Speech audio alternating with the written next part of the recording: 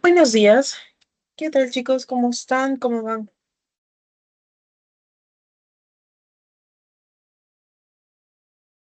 Muy bien, esta clase ya es nuestra última clase. Vamos a ver tres temas, bien, que es salud, enfermedades, vamos a ver también lo que es la ecología y vamos a ver también sobre los temas de contaminación. Entonces, los tres temas que vamos a ver en realidad no son tan complicados, pero por ahí algún término que tal vez no conocían o por ahí algo para reforzar lo que ya han podido tal vez ver con anticipación. Entonces, vamos a iniciar con el primer tema que es salud. Bien, aquí vamos a hablar entonces sobre algunos conceptos, por ejemplo, lo que es la salud. Bien, la salud está determinada según la OMS como el estado de completo bienestar.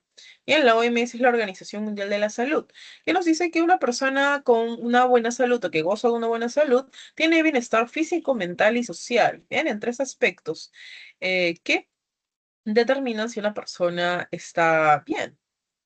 ¿Ok? Ahora, algo que puede dañar la salud son los patógenos. Bien, los agentes patógenos son organismos que originan enfermedades, como virus, bacterias, protozoarios, hongos y animales también.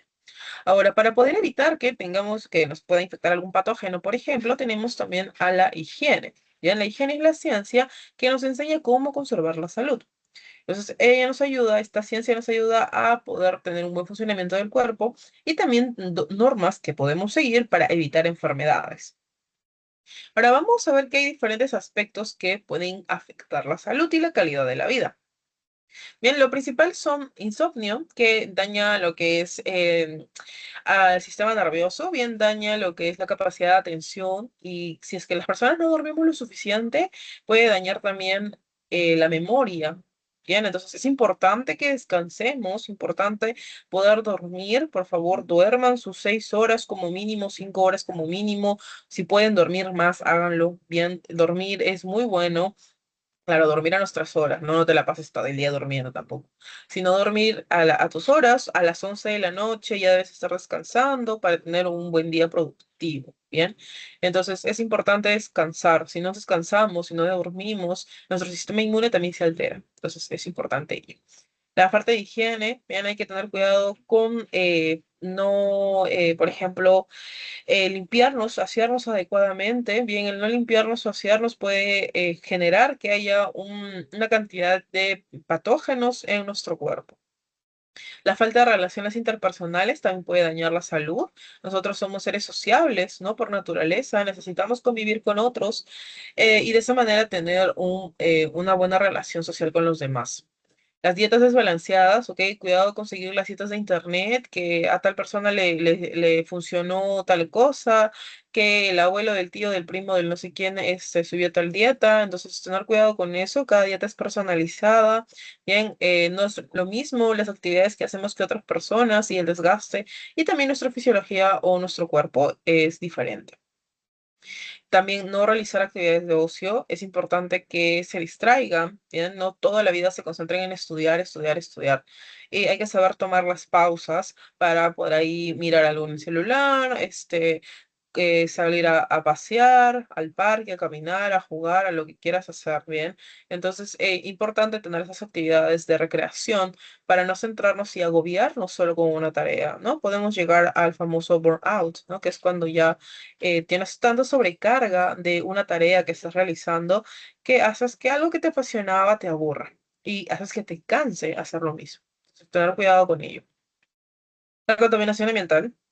Bien, contaminación de los carros, contaminación acústica, ¿no? Entonces, el claxon excesivo también genera daños en la salud.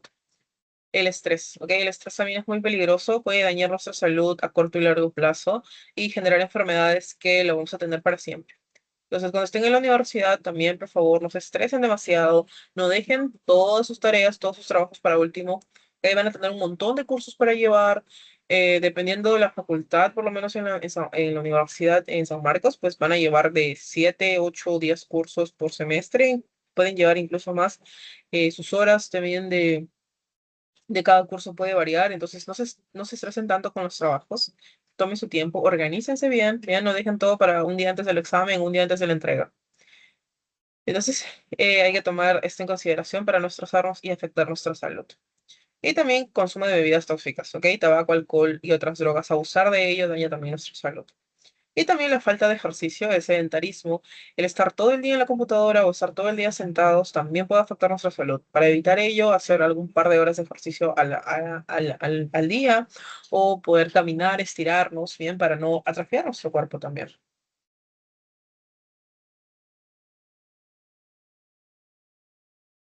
Tenemos ahora la clasificación de las enfermedades. Bien, podemos clasificarlas según la rapidez de aparición, por la frecuencia y por su origen. Cuando las preguntas sean de este tema en el examen, tengan en consideración que te van a mencionar según la rapidez, según el origen, según la frecuencia, cómo podríamos clasificar a esta enfermedad. Bien, a lo que te detallen en la pregunta. Entonces, si te preguntan según la rapidez, no puedes colocar pues como respuesta a una enfermedad infecciosa o una enfermedad epidémica. Bien, tiene clasificación. Las agudas, bien, según la rapidez, son las que ocurren o te enfermas, bien, desarrollas los síntomas de manera rápida, pero también te puedes recuperar rápidamente. Son las que tienen un corto periodo de duración, bien, como la gripe. Luego, las crónicas son las que tienen un periodo de duración más extenso, más largo, que puede durar meses o toda la vida, como la artritis, el asma o la diabetes. Bien, por la frecuencia tenemos esporádicas que la probabilidad de que ocurran es poca o son, digamos, no es tan común que ocurran esas enfermedades como los paros cardíacos. Tenemos también las endémicas que son propias de una zona. Bien, generalmente por sus características climatológicas o sus características de la zona, bien, permite que se alberguen ciertos animales, permite que se alberguen ciertas bacterias, entonces son propias de una zona. Tenemos, por ejemplo, a la malaria o la leishmaniasis. Las epidémicas son las que hay un número de casos, se ha elevado el número de casos, bien, pero se encuentran dentro de una misma región, dentro de un mismo continente. Entonces, eso se le llama las epidémicas. Por ejemplo, la viruela, el cólera, la peste. Bien, están dentro de una misma zona geográfica. En las enfermedades de la pandemia, bien, enfermedades consideradas pandémicas, son las que hay muchos casos, diferentes brotes en varias partes del mundo, bien, por lo menos en dos o más continentes. Pues aquí también aumentan rápidamente los casos. Cuando te hago una pregunta de este tipo, tendrían que decirte o detallarte por lo menos en cuántos países se ha llevado la enfermedad, cuántas muertes se han ocasionado o cuántos enfermos han habido. Entonces, en base a eso puedes clasificarlas. Y tenemos también las enfermedades por su origen. Bien, que aquí son, podemos dividirlo en enfermedades infecciosas y enfermedades no infecciosas. Entonces tenemos, bien, las infecciosas son las que son ocasionadas por agentes patógenos, bien, por bacterias, virus, por parásitos, bien, etcétera. Entonces tenemos por ejemplo, bartonelosis, el cólera, la peste, la tuberculosis, la malaria. Bien, y luego tenemos las no infecciosas, que estas pueden ser generalmente por la carencia de algo o pueden ser también por la exposición a algún material. Tenemos, por ejemplo, las enfermedades carenciales. Bien, las enfermedades carenciales es debido a que tienes falta, bien, o hay falta de alguna vitamina, algún mineral, algún bioelemento, bien, en tu cuerpo. Entonces, por ejemplo, la falta de vitamina C se puede reflejar en el escorbuto, ¿no? Por ahí te aparecen algunas heridas en la boca, ¿no? Alrededor de la boca, en los labios. Entonces, eso demuestra que habría falta de vitamina C. El bocio, falta de yodo, también puede reflejarse en la zona del cuello. Entonces, eso sucede si es que nos llegan a faltar algún elemento esencial. Las funcionales son las que se generan por el mal funcionamiento de algún órgano, como la diabetes o la sordera o el gigantismo. Las degenerativas bien son las que ocurren casi al final de la vida por problemas de desgaste. Entonces, suele ser cuando las personas han utilizado mucho un órgano a lo largo vida, tal vez han tomado demasiadas bebidas alcohólicas, han consumido demasiados alimentos procesados, hace que trabaje más el hígado, puede desarrollar, por ejemplo, cirrosis, ¿bien? Entonces, esas son las enfermedades degenerativas. Las ocupacionales son las que ocurren en el trabajo. Bien, saturnismo, antracosis, son las que ocurren en el trabajo. Esas son principalmente por acumulación de metales, por ejemplo, en el cuerpo, para algunas personas que trabajan en mineras. Hay otras enfermedades ocupacionales también. Puede ser, por ejemplo, cuando las personas trabajan mucho en la computadora o trabajan mucho usando un mouse o trabajan mucho utilizando los pulgares, pueden generar lo que es el síndrome del túnel carpiano. Bien, entonces, que se paraliza o se queda tieso un poco el dedo, bien, te genera también como unos espasmos en el dedo y hace que te duela mucho utilizar el dedo pulgar. Entonces, también puede ocurrir eso en el trabajo. Entonces, todas las enfermedades o problemas que puedas tener de salud ocasionadas por el trabajo son enfermedades ocupacionales. Y luego están las enfermedades congénitas, que son las enfermedades son hereditarias. Bien, el bebé o la bebé nace con esta enfermedad, como el síndrome de Down o la hemofilia. Tenemos luego los postulados de Koch. Bien, los postulados de Koch van a ser cuatro postulados que nos vienen a mencionar bien cómo es que podemos clasificar a una enfermedad infecciosa.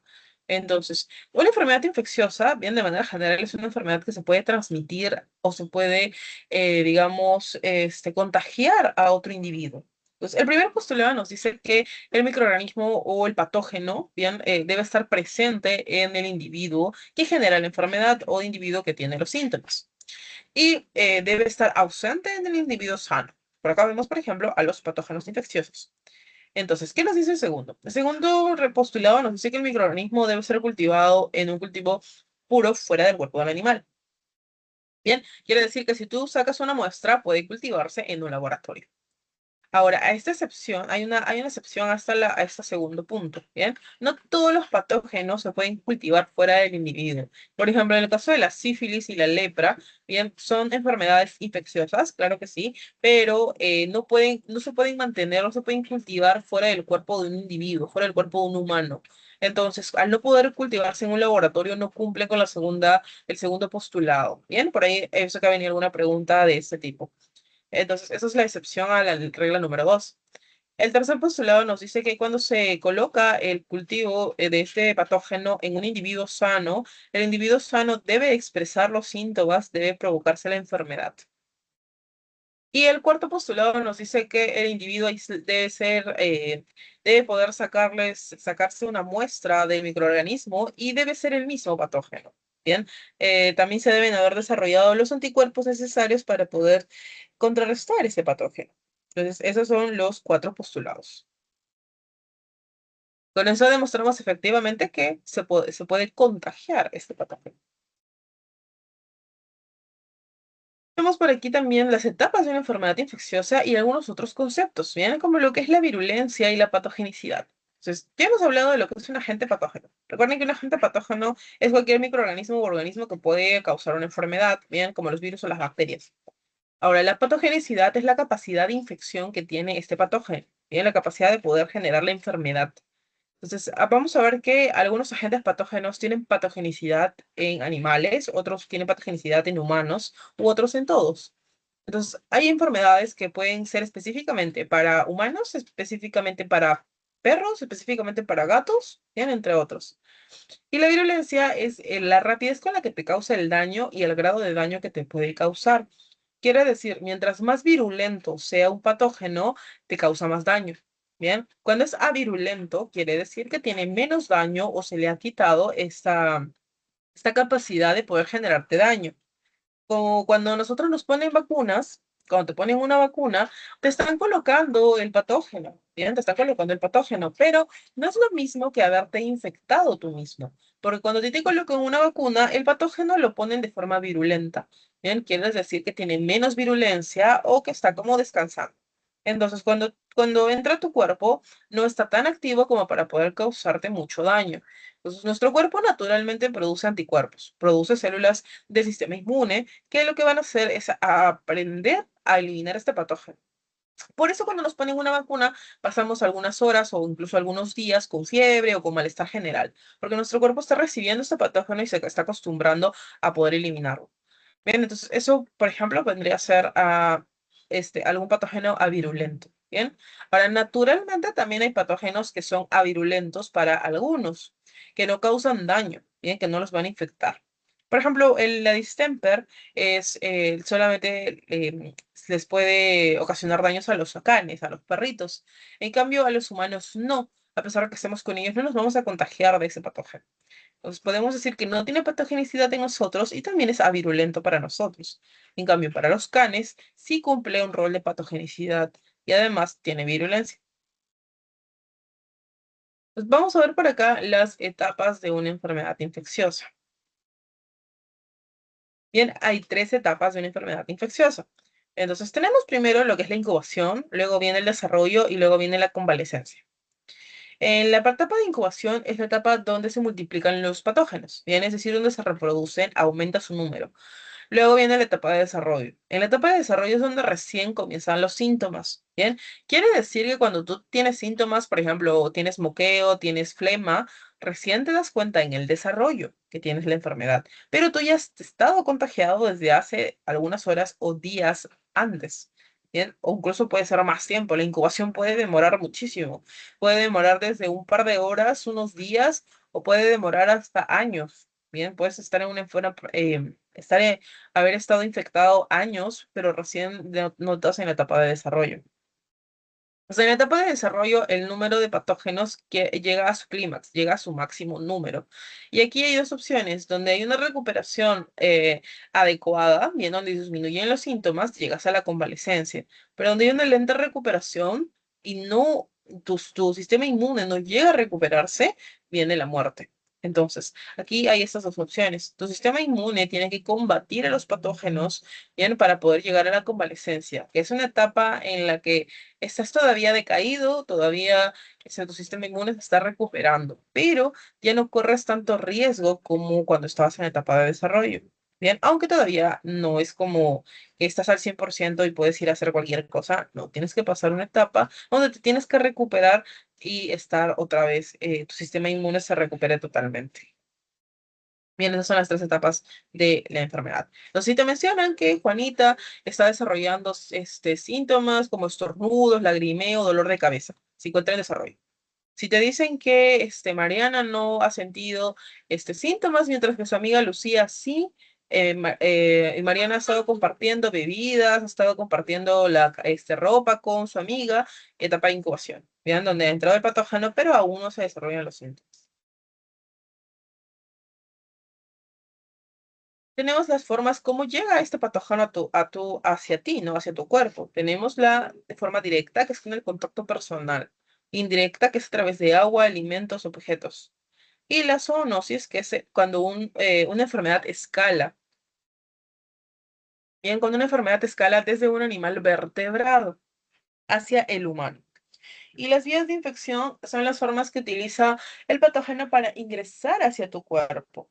Bien, existen cuatro, que es la digestiva, que es a través de la boca, que es nasal o respiratoria, la cutánea, que es a través de la piel, bien, generalmente por arañazos, mordeduras, y también está la de forma sexual, bien, por contacto sexual.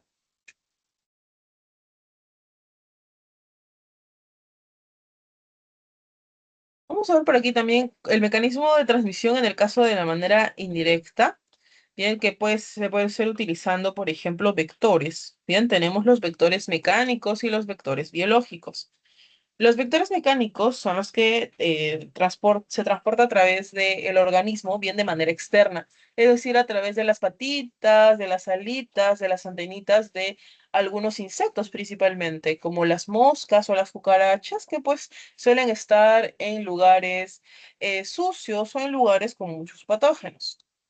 Y luego está el vector biológico, ¿no? Que es donde el patógeno ingresa al organismo, bien, ingresa dentro de este artrópodo o de este insecto y lleva parte de su ciclo de vida allí. Y luego puede contagiar a través de las picaduras, por ejemplo. Y luego la zoonosis, como les mencioné, que es la escalación, bien, cómo se transmite entre animales vertebrados y luego llega hacia el humano.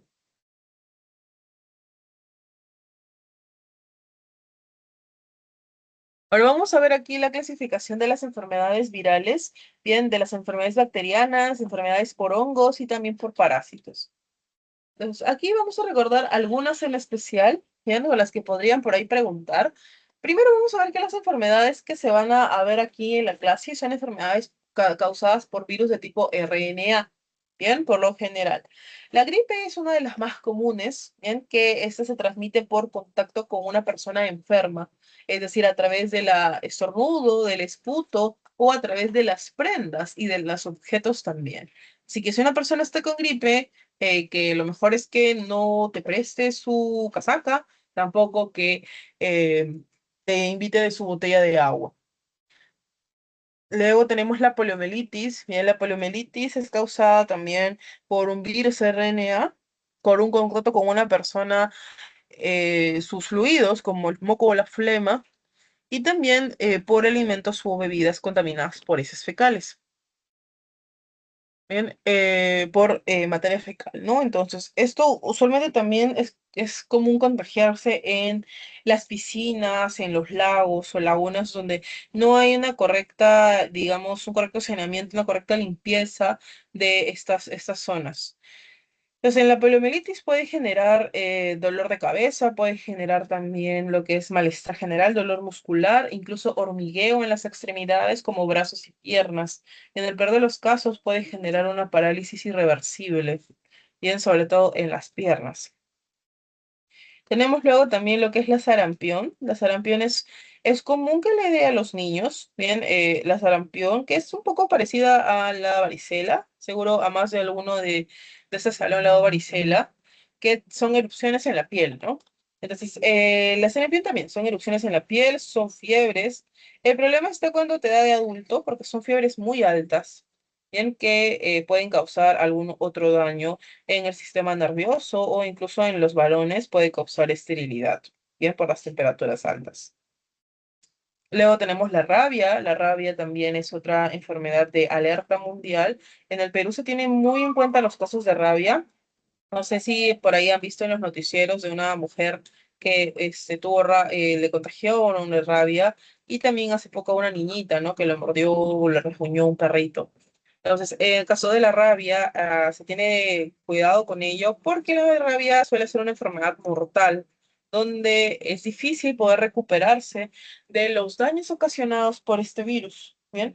Ya que generalmente afecta al sistema nervioso. La persona con rabia suele tener espasmos, suele tener también problemas de parálisis, del cuerpo también, y puede llevar a tener muchos meses de incubación, donde no sabes que tienes la rabia. Bien, es transmitida por arañazos, por mordeduras de animales como ratas, murciélagos, por perros o gatos también.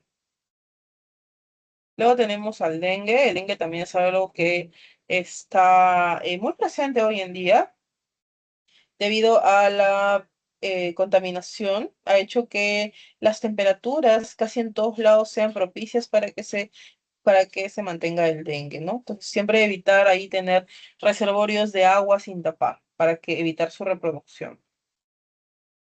Tenemos luego las enfermedades bacterianas. Bien, las enfermedades bacterianas, aquí vamos a mencionar a la tifoidea, a la fiebre tifoidea y al cólera. Bien, que esas son causadas por consumir alimentos contaminados. ¿Ok? Tener cuidado de dónde comemos, ya que puede generar,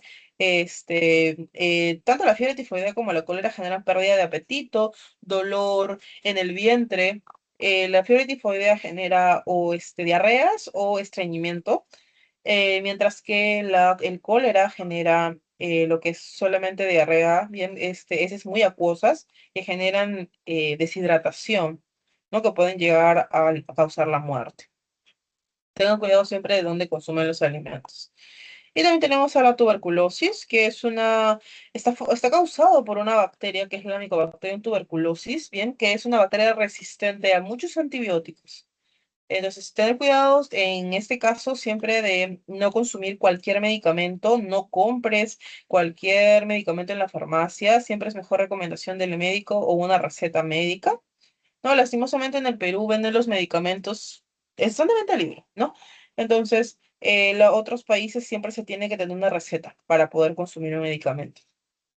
Si consumimos un medicamento que no debe ser, estamos generando resistencia, bien, a este patógeno. Entonces, los patógenos como las bacterias pueden mutar, bien, teniendo mayor resistencia, evitando que los medicamentos los puedan eliminar, ¿no? Entonces, es más complicado tratar ello.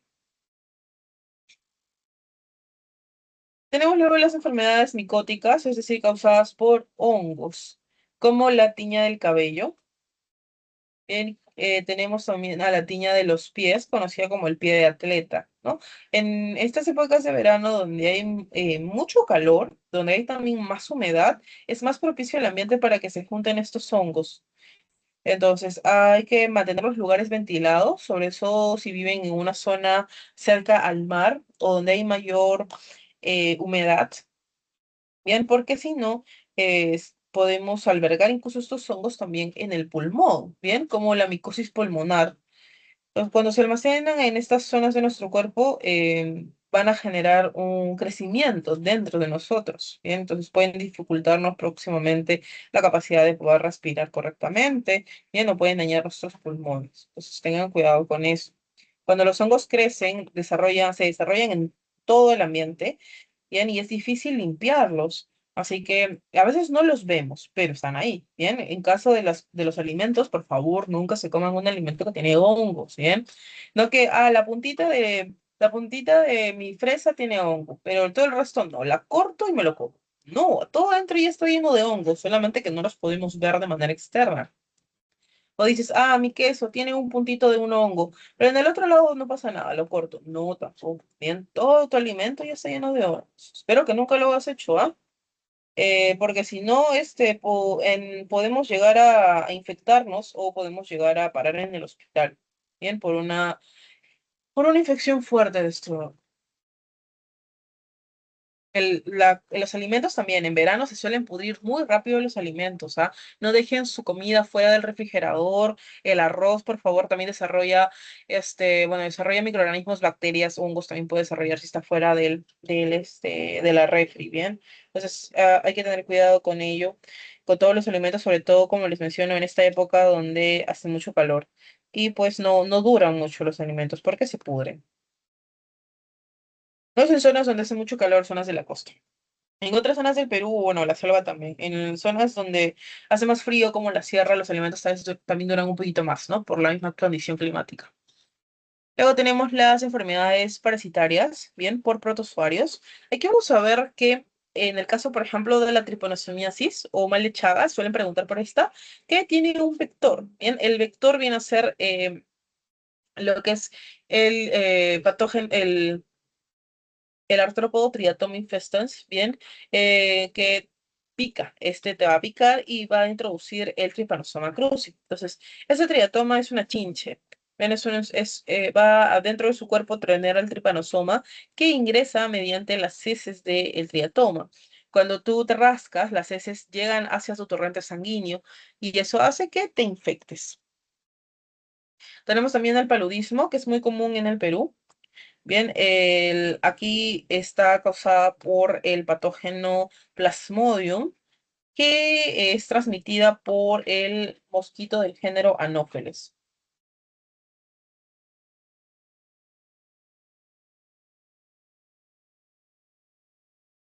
Luego tenemos las enfermedades parasitarias por el Mintus. Bien, aquí pueden preguntar por la teniasis, bien, y la cisticercosis, que estas están relacionadas.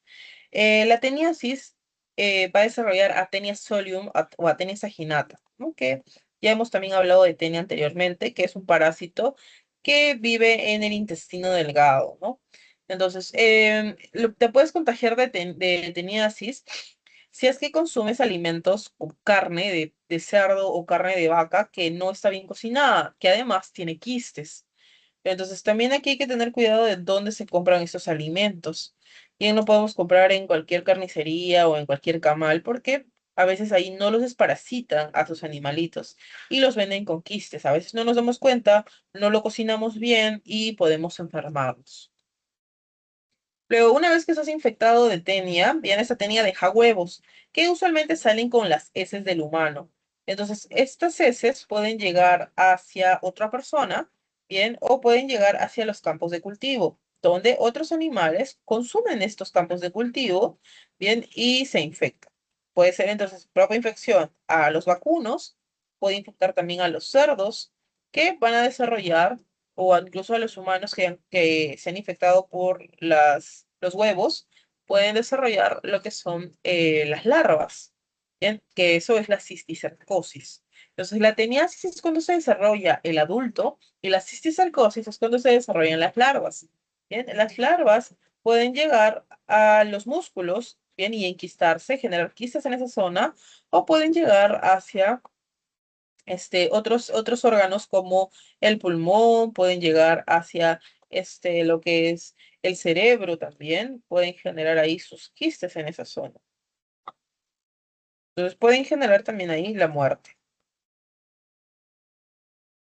Luego tenemos aquí vamos a hablar sobre la ascariosis, ¿bien? Ocasionada por Ascaris lumbricoides, que se puede obtener a través de alimentos o agua contaminados con huevos embrionados. Aquí también por vía oral, ¿no? Entonces, la ascariasis también puede ubicarse en órganos como el hígado, puede ubicarse en el cerebro también, en los pulmones y puede generar también cuadros complicados. Tenemos por aquí también las enfermedades parasitarias por artrópodos.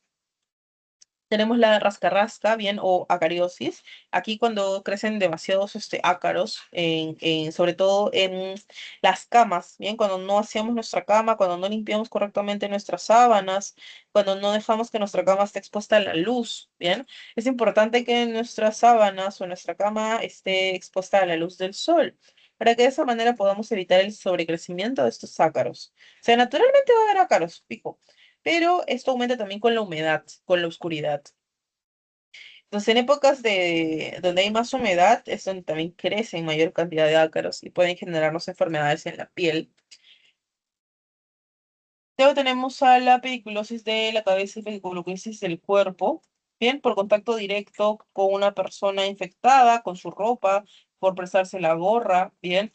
Y en el caso de la ladilla o la pediculosis púbica, por relaciones sexuales, ¿no? O contacto con personas infectadas.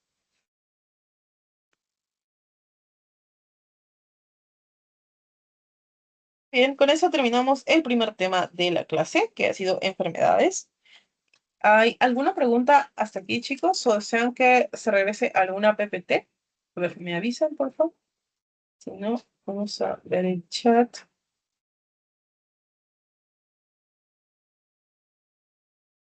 Todo claro.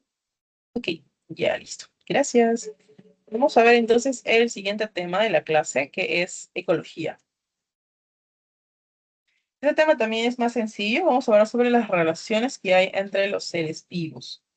Bien, la ecología va a ser propuesta bueno, el término ecología fue propuesto por Haeckel, bien, que menciona que ecos viene de casa y logos viene a ser el estudio. Entonces, ecología viene a ser básicamente el estudio de la casa, ¿no? Donde se va a estudiar las relaciones que hay entre los miembros de individuos que viven en esta casa y también su hábitat. Entonces, ecología viene a ser una ciencia que estudia las interacciones que hay entre los seres vivos y el medio donde estos habitan. Bien, ahora la ecología va a estudiar todo lo que son esas interacciones que definen lo que son los ecosistemas. Entonces, el ecosistema viene a tener la relación entre un ser vivo y el medio donde vive, que es el conjunto del biótopo con la biocenosis. Entonces, el biótopo vienen a ser todos los compuestos no vivos, bien, o factores abióticos también se les dice, como el sol, lo que es el viento, lo que es el mar, lo que son las montañas, las rocas, todo ello. Y luego las relaciones que hay con la biocenosis, bien, que está conformada por todos los seres vivos, como las plantas, los animales, las bacterias, bien, todo ello. Ahora, en los ecosistemas siempre vamos a encontrar a las poblaciones. Bien, en la población va a estar definida por un conjunto de seres vivos que son de la misma especie, bien, que habitan en un mismo lugar al mismo tiempo. Entonces, una población, acuérdate que tiene que ser de la misma especie. Bien, no, cuando se refiere a varias especies, por ejemplo, perros y gatos, se refiere a una comunidad. Si solamente te habla de perros, eso quiere decir una población. Ahora, hay que tener en cuenta que a veces se denomina algo de manera general, pero bien, a veces son de las diferentes especies. Por ejemplo, cuando nosotros nos referimos a aves, bien, hay un montón de aves de diferentes especies. Entonces ahí ya no es una población, sino es una comunidad. A no ser que te digan, las aves de la especie tal, ahí sí se refiere a la población. Bien, caso contrario, no. Entonces tenemos aquí cómo hallar la tasa poblacional. La tasa poblacional se mide en base a cuatro puntos, ¿bien? A la natalidad, a la migración, a la emigración y a la mortalidad. Entonces, natalidad más inmigración, ¿bien? Menos muertes más emigración. Esa es la fórmula para hallar la tasa poblacional. Entonces, la natalidad va a sumarle más individuos a la población, al igual que la inmigración. La emigración es cuando individuos se van, entonces le resta al igual que la mortalidad. Entonces, en base a eso, el cálculo hacemos y obtenemos, si la tasa poblacional es menor a cero, quiere decir que la población está disminuyendo. Si la tasa poblacional es igual a cero, quiere decir que la población se encuentra en equilibrio. Si la tasa poblacional es menor a cero, perdón, es mayor a cero, quiere decir que la población está creciendo en el tiempo.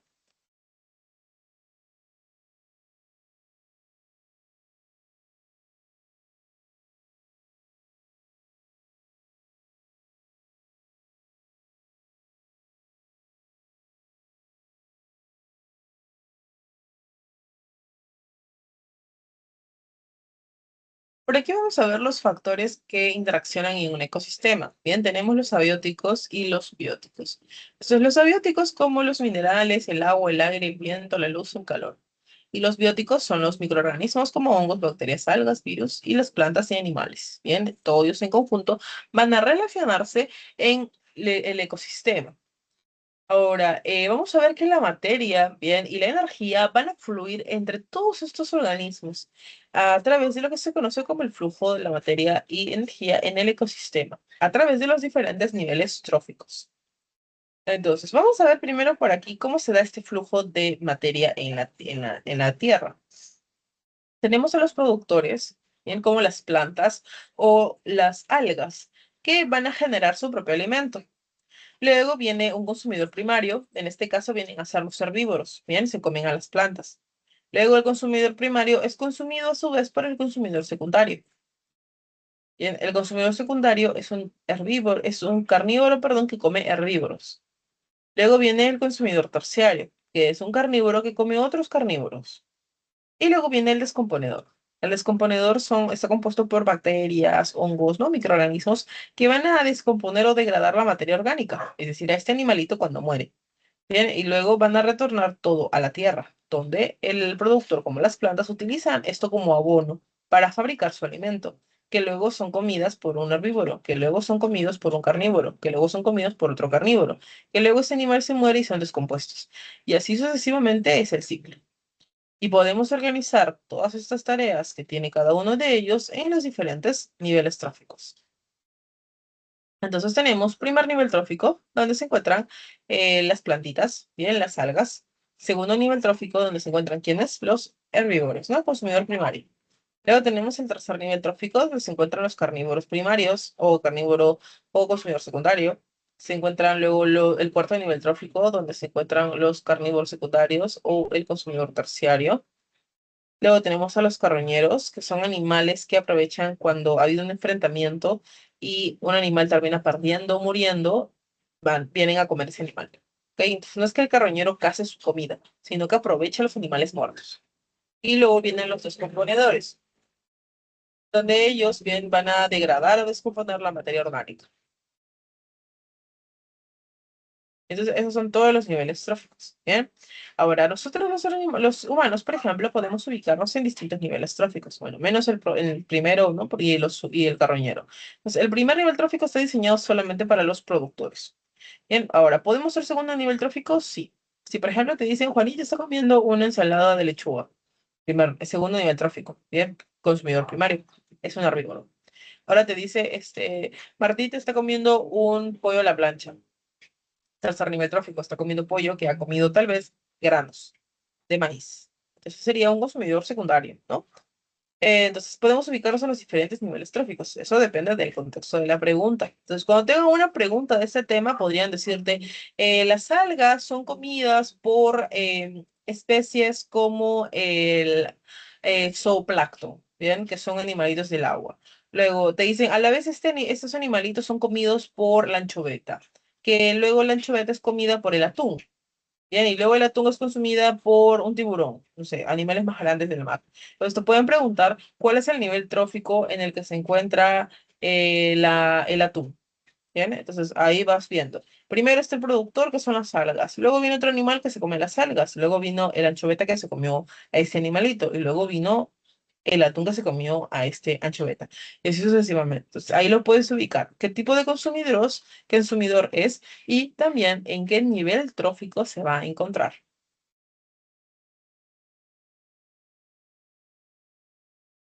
Ahora, eso también está relacionado con lo que es el flujo de la energía en el ecosistema.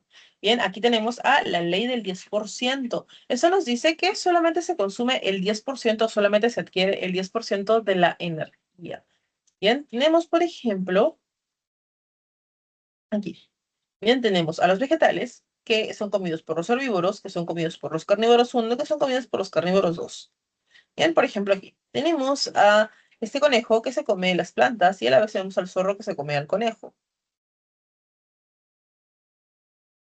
Entonces, digamos que aquí la planta, bien, esas plantas van a generar 1000 kilocalorías. Bien, kilocalorías es la forma en cómo nosotros vamos a mencionar a la energía. Bien, kilocalorías. Entonces, tiene 1000 kilocalorías. Ahora viene el conejo y se come a la plantita, va a obtener solo el 10%. Es decir, que va a obtener nada más 100 kilocalorías. Bien, 100. Luego viene el zorro y se come al conejo. Entonces va a obtener al final solamente el 10%. Quiere decir que va a obtener 10 kilocalorías. Bien, nada más. Entonces siempre se va a tener solamente el 10%. ¿Ok? Entonces tenemos 100 kilocalorías, luego, perdón, 1000 kilocalorías, luego 100 y luego 10, que terminaría en esa cantidad que ha obtenido el zorro. Pues también se le conoce como el diezmo ecológico, por cierto. ¿Ah? El diezmo ecológico porque solo se obtiene el 10%. Si hubiera otro animal, viene una ave rapaz y se come al zorro, él solo obtiene 1 kilocaloría, que es decir, el 10%. Bien, entonces también pueden venir preguntas de este tipo, diciéndote cuál es la cantidad de calorías que obtiene ese animal. Ahora, si el zorro viene de frente y se come de frente a la planta, ahí obtendría 100 kilocalorías, ya no 10. Bien, siempre va a ser 10% de la energía total que esté comiendo. Bien, espero que haya quedado claro esta parte. Si no, me avisan para poder volver a repetir.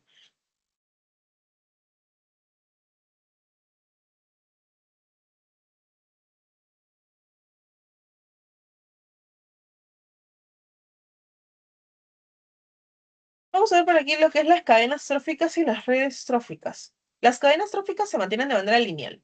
Bien, te van a decir que ese es el fitoplancton. Que el fitoplancton fue comido por el zooplancton. Que el zooplancton fue comido por peces pequeños. Que ese a su vez fue consumido por un pez más grande. Que fue comido por un pez mucho más grande.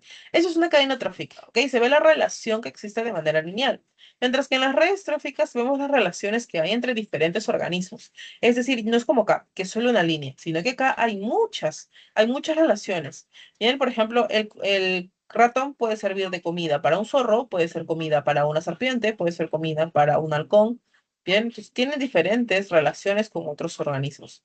Entonces, por ejemplo, el ave se puede comer al arácnido, se puede comer a la mariposa, se puede comer a la planta, se puede comer a un insecto. Hay muchas relaciones que existen entre los seres vivos. Esas son las redes tróficas. Aquí también vamos a ver a los ciclos biogeoquímicos. Bien, para ser sincera, a este punto de los ciclos biogeoquímicos, muy difícil que les venga en el examen. No suele venir. Por ahí ha venido que una que otra pregunta en un examen así al azar, pero más que todo para el área A, B, C. ¿Ok? O para el área A. En el caso de estas preguntas para el área D, muy poco probable que vengan. Bien, por aquí vamos a ver qué es lo que ocurre en cada ciclo. Ah, sobre todo el ciclo de carbono y el nitrógeno. Bien que hay más probabilidades de que venga, pero los otros no. El ciclo del carbono bien consiste en cómo va a pasar el carbono a través de los diferentes seres vivos. Entonces, primero vamos a ver que los animales o las plantas, cuando respiran naturalmente, van a segregar carbono, bien van a botar, eliminar carbono, como mediante CO2. Entonces, las plantas bien, van a utilizar CO2 para la fotosíntesis, ¿no? Entonces, cuando ellos van a realizar fotosíntesis, a su vez van a hacer comida de otros organismos. Bien, cuando esos organismos coman las plantas, luego asimilen el carbono, luego boten CO2, las plantas lo vuelven a utilizar. Ahora, cuando las plantas y los animales mueren, bien, se generan sedimentos que generan combustibles fósiles, que generan también la degradación por parte de los microorganismos que regresan el CO2 a la atmósfera. Bien, y así sucesivamente se pueden acumular estos gases bien en la atmósfera o también en los animales cuando mueren.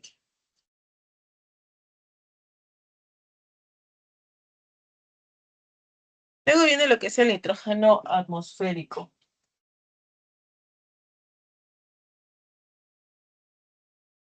Bien, el ciclo del nitrógeno. En el ciclo del nitrógeno, vamos a ver que el nitrógeno está presente en la atmósfera. Bien, siempre está presente en la atmósfera. El problema está que no se puede utilizar de manera directa. Bien, no se puede aprovechar de manera directa, sino que necesita pasar por un proceso. ¿Cómo lo es la fijación? Entonces, vamos a ver que el nitrógeno primero es fijado en la tierra, bien en el suelo, gracias a bacterias fijadoras. Entonces, esas bacterias fijadoras hacen que el nitrógeno se pegue en la tierra. Y luego vienen otras bacterias que son las bacterias amonificadoras, ¿bien? Que es decir, que van a transformar este nitrógeno en amonio, ¿bien? Una vez que se hayan transformado en amonio, van a venir otras bacterias que son las bacterias nitrificadoras o nitrificantes. ¿Qué es lo que van a hacer? Van a transformar el amonio en nitrito. ¿Bien? Y el nitrito a su vez se va a transformar en nitrato. Y este nitrato ahora sí es asimilable, que quiere decir que la planta lo va a poder absorber a través de sus raíces. Bien, recuerda que la planta absorbía sales minerales, absorbía nutrientes, absorbía agua por las raíces. Entonces, ahí también las plantas van a absorber el nitrato. Bien, una vez que lo absorben, van a generar sus compuestos orgánicos, bien, van a hacer fotosíntesis y los animales herbívoros se van a comer a las plantas, absorbiendo de esa manera también los nitratos. Bien, van a absorber entonces los nitratos y luego ellos van a pasar a morir, bien, a las plantas animales cuando mueren, vienen los descomponedores y degradan estos componentes, degradan a los animales, degradan a las plantas y luego retornan, bien, por ejemplo, el amoníaco hacia la tierra o también pueden pasar por el proceso de bacterias desnitrificantes que retornan el nitrógeno a la atmósfera. Así sucesivamente se mantiene este ciclo, bien, este ciclo del nitrógeno. Entonces, aquí acuérdense principalmente de que existen diferentes tipos de bacterias. Hay bacterias fijadoras en el suelo, bien, de nitrógeno atmosférico, bacterias que van a transformar en amonio, bacterias que van a transformar en nitritos y otras que van a transformar en nitratos.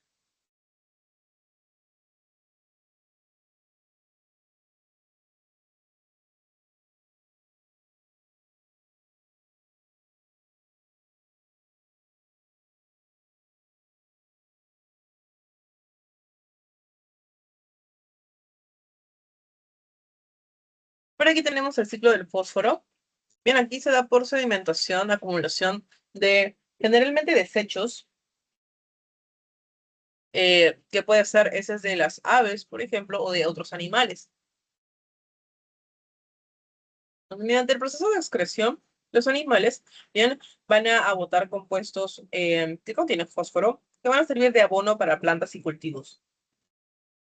Luego, estas plantas y cultivos bien, van a desarrollar como alimento para estos animales, y así sucesivamente, en la parte terrestre. En la parte acuática, bien, las aves van a depositar sus heces, bien, que pueden generar guano. Eso luego erosiona y llega otra vez hacia el agua. Ahora, en el agua tenemos a peces, bien, que van a comer estos cultivos, estas plantas, bien, y otros animales pequeños también, que es la erosión que ha venido, bien, del guano de de las aves, funciona como abono para las plantas acuáticas. Entonces, las plantas acuáticas crecen, los peces se las comen, comen otros animales pequeños, los plancton, y luego vienen las aves a comerse los peces. Entonces, luego las aves depositan su excremento, luego se acumula, erosiona, llega al agua. Y así sucesivamente se mantiene el ciclo del fósforo. Bien, para que una planta llegue a crecer o llegue a formarse, digamos, grande, llegue a crecer correctamente, necesita diferentes nutrientes que puede obtener al realizar fotosíntesis, ¿bien? Y también diferentes compuestos de la tierra, como puede ser el fósforo y también puede ser el nitrógeno. Bien, luego tenemos por aquí el ciclo del azufre. En el ciclo del azufre, vamos a ver que es liberado el dióxido de azufre mediante el proceso de erupciones volcánicas, gases o industrias también. El dióxido de azufre puede mezclarse con el vapor de agua, generando lo que es ácido sulfúrico. Eso genera, cuando se precipita en las nubes, lo que es la lluvia ácida. En que vamos a ver en un rato cuando hablemos de contaminación. Puede generar lluvia ácida. Luego, ¿qué puede generar la muerte de cultivos o la muerte de animales?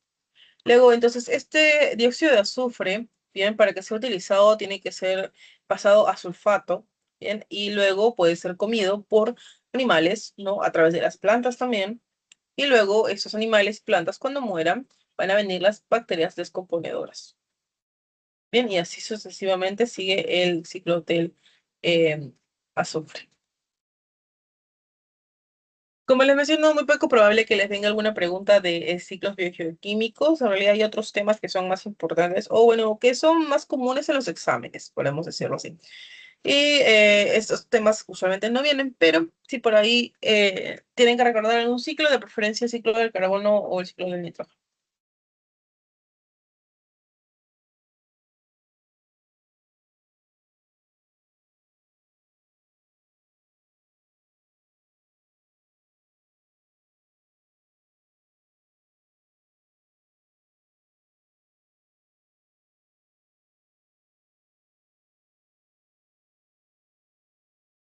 Muy bien, aquí vamos a ver las relaciones que existen entre los seres vivos. Bien, tenemos las relaciones intraespecíficas y las relaciones interespecíficas. Tenemos entonces primero lo que es la territorialidad. Y la territorialidad es la tendencia a ocupar una zona y defender ese territorio, ¿no? Entonces, por ejemplo, es algo común que veamos a los perritos orinar en las esquinas de las casas, que en tu cuarto, que en tu cama, que en el mueble, que por acá, que por allá. De esa manera ellos están marcando su territorio. Mediante la orina van a liberar feromonas. Entonces, están diciendo, sí, esta es mi zona. No puede venir otro a invadir este lugar. Entonces, eso es lo que pasa usualmente con con los perritos o con algunos felinos también. Luego tenemos el predominio social. Bien, en el predominio social se van a establecer jerarquías sociales con individuos que son dominantes y individuos que son dominados. Bien, por ejemplo, en la manada de lobos suele existir un alfa, o también en las manadas de zorros o de algún otro animal. Entonces, este alfa suele tener suele ser dominante ante los demás, mientras que los que son más pequeños e indefensos o los que son más jóvenes suelen ser los dominados. Entonces, el alfa suele ser el que tiene acceso, digamos, prioritario a el alimento y también a las hembras en la época reproductiva. Y también es el que va a cuidar ese territorio, ¿no? Entonces, en el predominio social vamos a ver que existe esta jerarquía, pero que la jerarquía puede llegar a cambiar. Si es que a este lobo, digamos, alfa lobo, van a retar a un duelo, a un combate, o lo matan, o llega a hacerse daño, otro puede cumplir su función, bien, puede reemplazarlo en sus tareas. Luego tenemos la relación de sociedades. Y en esta relación de sociedades hay una diferencia morfológica. Hay una diferencia morfológica entre los individuos de este grupo. Entonces, también puede haber una diferencia genética, como lo que ocurre, por ejemplo, en las abejas, ¿no? Pues, los diferentes miembros van a tener algunas funciones específicas basándose en esas características físicas o morfológicas y también en sus características genéticas. Entonces, tenemos, por ejemplo, a las abejas. Bien, las abejas, las termitas y las hormigas. En el caso de las abejas, tenemos abejas macho, abejas hembra. Tenemos también a las reinas, ¿no? Las abejas reina también. Entonces, ¿qué sucede en el caso de las abejas? Vamos a ver de que no se pueden mezclar las tareas que hacen, ya que van a tener estas características diferentes, ¿no? Entonces, por ejemplo, las machos van a tener un cuerpo diferente y su genética diferente a las hembras, que son las obreras. Las obreras son encargadas de cuidar el panal, de traer el polen, de mantener a la reina. La reina se va a encargar de dejar nuevas obreras, de generar nuevos machos, etcétera. Entonces, para que se mantenga la jerarquía, para que se mantenga este trabajo entre cada uno de ellos, se mantiene esta relación de sociedad. Entonces, una abeja obrera no puede pasar a ser un zángano, que es el macho, y un zángano no puede pasar a ser una reina. Bien, entonces, cada uno tiene su trabajo y su papel desde el momento en el que nacen hasta el momento en el que mueren esos animales. Luego tenemos la compensación. ¿Ven? La compensación es el trabajo que se realiza entre individuos para poder tener un mejor bien. Como por ejemplo, el cuidado de las crías propias y las ajenas. Aquí el pingüino, cuando nacen las crías, suelen cuidarse entre familias, mientras que los padres pues pueden ir a cuidar, a conseguir alimento. Entonces aquí ambos grupos o todos los grupos que se junten, que se asocien, salen ganando. Luego tenemos también las migraciones. Bien, las migraciones mantienen el equilibrio de las poblaciones. Aquí tenemos, por ejemplo, las aves o el salmón que suelen viajar ciertas temporadas de un lado a otro, manteniendo una población en equilibrio. Y tenemos también el gregarismo. Bien, el gregarismo es una agrupación temporal de individuos que no tienen un parentesco. Quiere decir no son familia.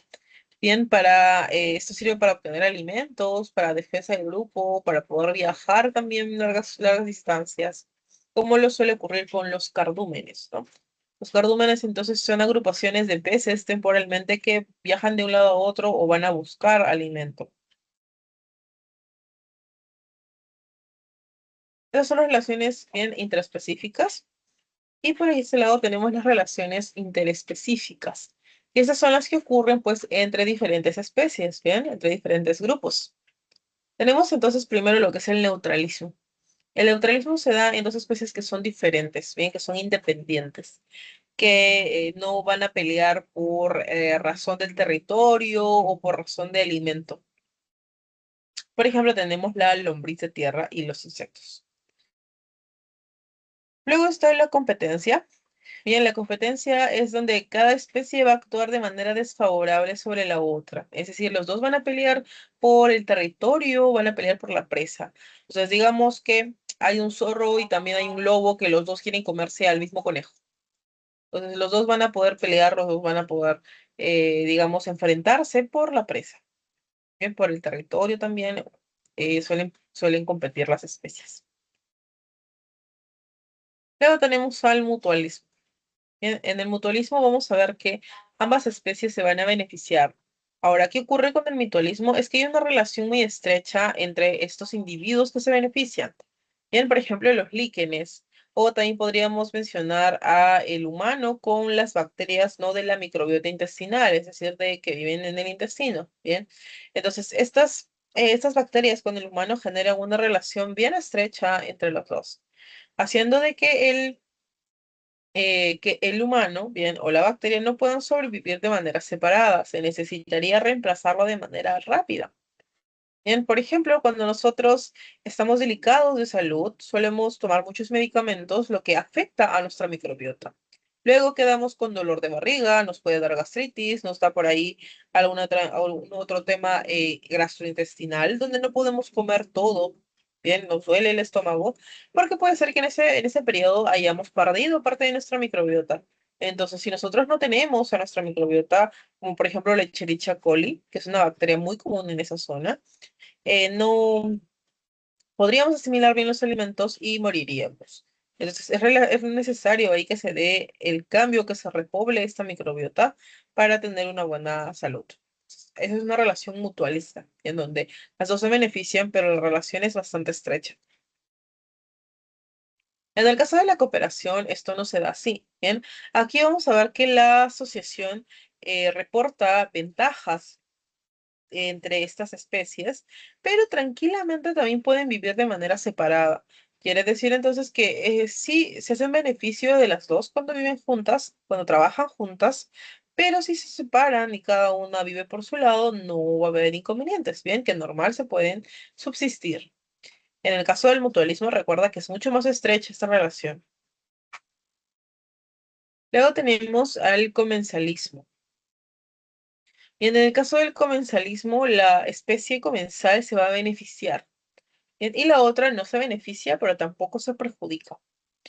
Tenemos a la rémora y al tiburón. La rémora usualmente va a vivir pegada al tiburón, bien, va a estar pegada al tiburón. Y el tiburón, pues, no se beneficia ni se perjudica de que la rémora esté ahí, porque el tiburón hace su vida tranquilo, va a comer, y luego, al tirar los desechos de comida, bien, o lo que cae alrededor de su boca, la rémora lo aprovecha y lo come. Entonces, la rémora aprovecha y tiene beneficios, bien, al estar con el tiburón, pero tampoco le causa daño al tiburón porque no le quita nada. Entonces, eso es una relación comensalista, bien de comensalismo. De la especie comensal viene a ser la rémora. Luego tenemos al amensalismo. En el amensalismo tenemos a la especie amensal, bien que resulta perjudicada, mientras que la otra especie no se beneficia ni se perjudica. Tenemos, por ejemplo, aquí a el ovino, bien, a la lombriz de tierra y a un ave. Por ejemplo, el ovino vendría a ser la especie que no se perjudica, pero tampoco se beneficia. Entonces, el ovino va a ir a comer pasto, ¿bien? Come pasto y esa zona se queda, pues, llana, se queda sin pasto, ¿no? Entonces solamente hay tierra. Pues en esa zona van a haber un montón de lombrices que salen y ya no están como encubiertas, ¿bien? Porque pues ya no hay pasto en esa zona. Entonces, ¿qué ocurre? Viene el ave visualiza a los gusanos que están en esa zona y se los come. Entonces, aquí quien se perjudica es la lombriz o gusanito de la tierra, mientras que el ovino no pasó nada, ni se enteró que por su culpa se murió el gusanito. Mira, se lo comieron a la lombriz. Entonces, la especie de mensal viene a ser la lombriz de tierra.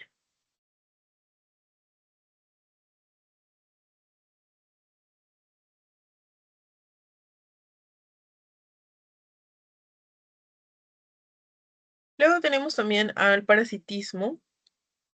Bien, en el parasitismo vamos a ver que el parásito se va a beneficiar, mientras que el hospedero se va a perjudicar, ¿no? Entonces, en el caso del parasitismo, el especie parásita es la que va a vivir bien, a costa de otro individuo, ¿no? Por ejemplo, la relación que hay entre parasitismo sería cuando la persona se infecta de tenia, y la tenia vive en el intestino.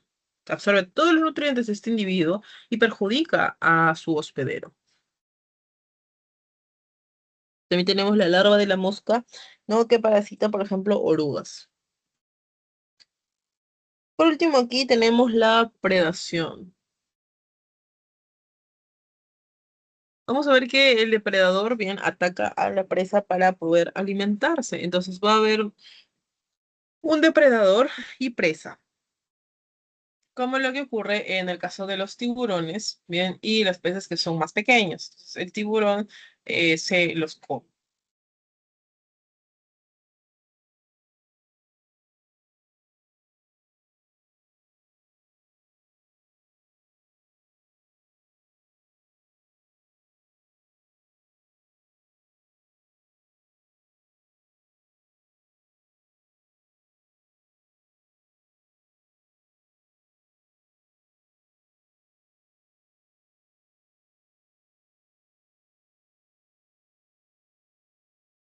Muy bien, para ir terminando ya ese tema, vamos a ver lo que es el hábitat y nicho ecológico.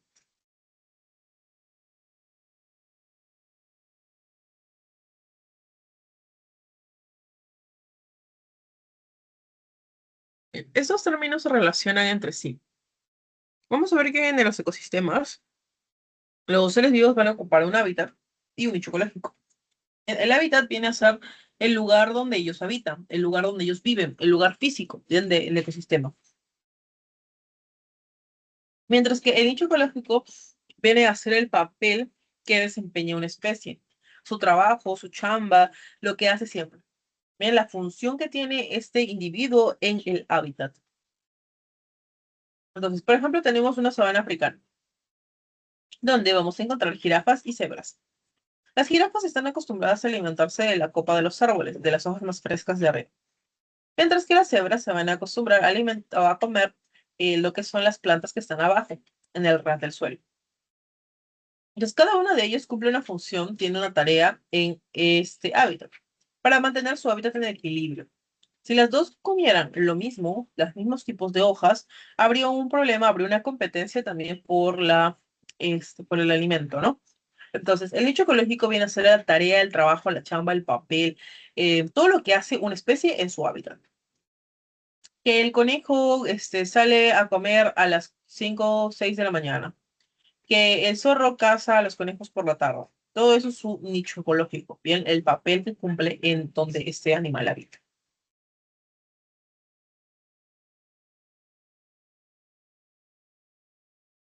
Ya por este lado tenemos también a lo que es la asociación ecológica. La asociación ecológica va a consistir en poder generar el cambio en una población, pasar desde algo muy simple de una población o de una situación donde es, digamos, donde no hay tanta diversidad a un ambiente clímax o a una comunidad clímax, también se le dice así, que la comunidad está más desarrollada, donde hay mayor cantidad de población, donde hay bastante biodiversidad. Entonces, pasamos de un ambiente pionero a un ambiente complejo. Tenemos tres tipos de asociación, ¿bien? Primero está la asociación evolutiva.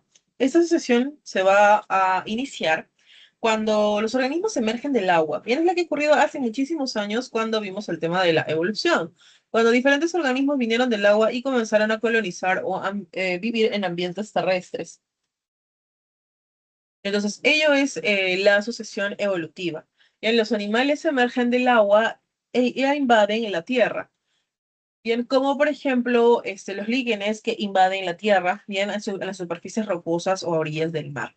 Y luego, bien, pueden desarrollar otras plantas, hierbas, plantas que son más grandes, arbustos, bosques jóvenes o bosques maduros. Entonces, esa es una asociación evolutiva. Ocurre desde el principio en el mar hasta que las especies comienzan a poblar zonas terrestres, ¿bien? Entonces, esa es la que ha ocurrido hace muchísimos años con la evolución de la Tierra. Luego tenemos la sucesión primaria y secundaria, que se relaciona, bueno, se puede confundir un poco por ahí con los términos. Vamos a esclarecer entonces esto. En la sucesión primaria, para empezar, vamos a ver que es por un acontecimiento natural. Bien, ¿qué ocurre aquí? Se pierde la vida. Bien, se pierde la vida, se inicia en un área despoblada, donde se ha perdido la vida por algún acontecimiento natural. Bien, pues por, no sé, una erupción volcánica ha hecho que se pierda toda la vida en una isla. ¿bien? O algún terremoto, algún tsunami, algún otro acontecimiento natural, un tifón, ha hecho que se pierda la vida en una zona. Bien, entonces, a partir de esa zona que está despoblada, bien, es donde aparecen la vida otra vez. Entonces, igual, comienza desde algo simple y va haciéndose más complejo. Bien, pero inicia en una zona que está despoblada, bien, que ha sido perdida la biodiversidad, que ha sido perdida la vida por algún acontecimiento natural. En cambio, en una sucesión secundaria, esta puede ser también por causas naturales o por causas antropogénicas, bien, como la caza, la tala, la pesca o alguna industria. Entonces, en ese caso se pierde también lo que es el ecosistema, bien, se destruye el ecosistema. Y nuevas plantas, nuevos animales van a, digamos, a poblar esta zona. Bien, entonces, aquí las plantas, lo que siempre ocurre, lo que siempre aparece en una zona donde ha sido afectada, bien, a lo que vamos a ver es que siempre aparecen las plantas primero. Entonces, lo principal para que un ecosistema se restaure es que las plantas puedan poblar esa zona. Y luego con ello ya traen, se forman o aparecen más animales. Entonces, lo primero que va a pasar ahí es que las plantas van a poblar esta zona y van a realizar o formar una asociación ecológica secundaria. Bien, entonces, acuérdate, cuando se trata solamente de un ambiente natural, es primaria, cuando es un acontecimiento natural. Todo es un acontecimiento natural o causado por el hombre, un derrame de petróleo, por ejemplo, sería una asociación secundaria. Si te dicen que ha habido una erupción volcánica y se ha eliminado todo rastro de vida, se refiere a una asociación primaria. Bien, pero ten en cuenta que también tiene que quedar el área totalmente despoblada. Bien, en las secundarias solo se destruye el ecosistema y pueden quedar algunas especies.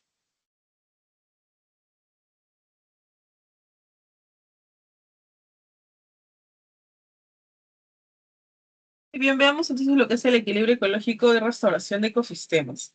En el caso de los ecosistemas complejos, ya hemos visto que es el propósito de que se realice todo lo que es la asociación ecológica, ¿no? De llegar a acuerdo a un ambiente complejo a partir de un ambiente simple.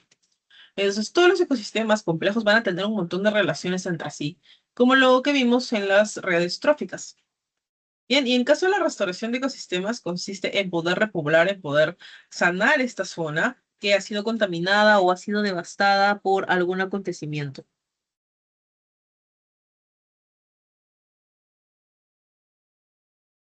Vamos a hablar aquí, ya para terminar este tema, sobre los biomas.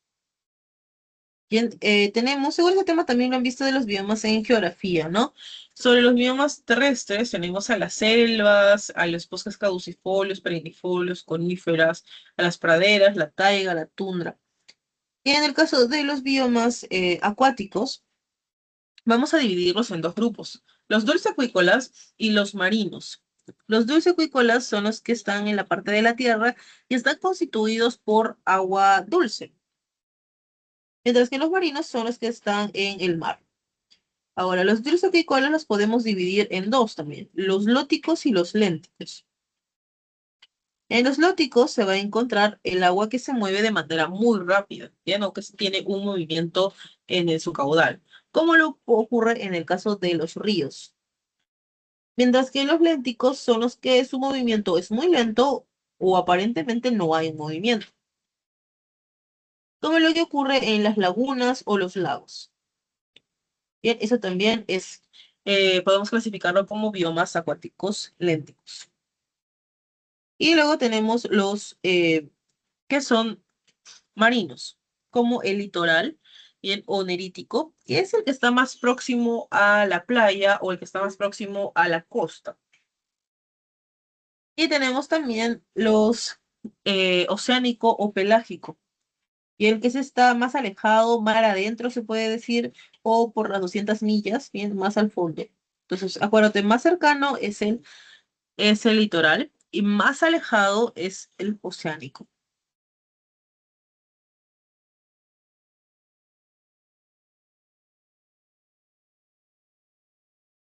Y aquí tenemos también lo que es la explosión demográfica, ¿no? De lo que nos habla Tomás Malthus.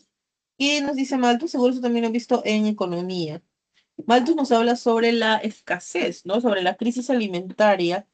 ¿Qué ocurre si es que aumenta la población? Menciona que el aumento de la población o la sobrepoblación causa inseguridad y crisis alimentaria, ¿no? Esto debido a que los alimentos van a escasear, ya que no crecen con la misma rapidez o la misma proporción que la población. Mientras que la población puede crecer de manera en proporción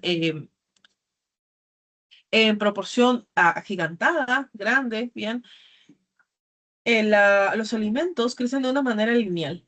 Bien, entonces la población puede crecer de forma exponencial, mientras que los alimentos crecen de manera lineal, haciendo que entonces en un punto no se abastezca los alimentos para toda la población, generando entonces crisis alimentaria, generando lo que es hambruna, generando también pobreza, ¿no? En ciertas zonas de los países o en países donde hay mayor incidencia de estos casos.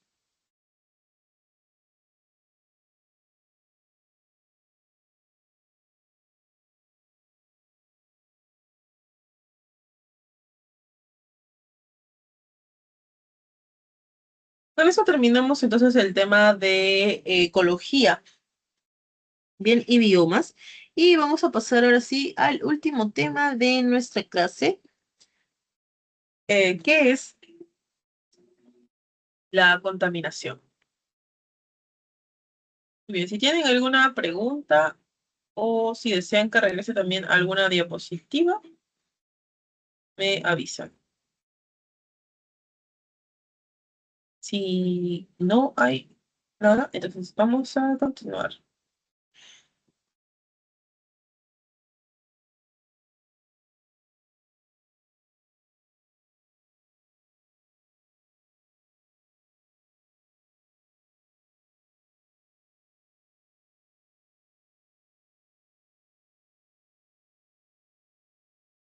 Bien, entonces el último tema es en cuanto a la contaminación. Vamos a hablar sobre la contaminación del aire, del agua y del suelo.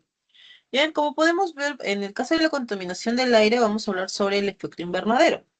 Que la alteración del efecto invernadero puede causar lo que es el calentamiento global, ¿no? Que es algo que vivimos hoy en día. Vamos a ver que esto causa lo que es, por ejemplo, haya muerte de especies, que se derritan los glaciares, un aumento del nivel del mar, entre otros. Bien, también puede causar la contaminación del aire, lo que es la destrucción de la capa de ozono. Bien, también puede causar lo que es la lluvia ácida, que produce contaminación del suelo y el agua. Y tenemos también la contaminación del agua que puede causar enfermedades a los seres vivos. Y la contaminación del suelo que genera lo que es la desertificación, ¿no? La aridez, que genera la muerte de los vegetales que son utilizados o que se forman en los campos de cultivo. Empezamos por acá lo que es la contaminación atmosférica. Bien, tenemos el efecto invernadero y el calentamiento global.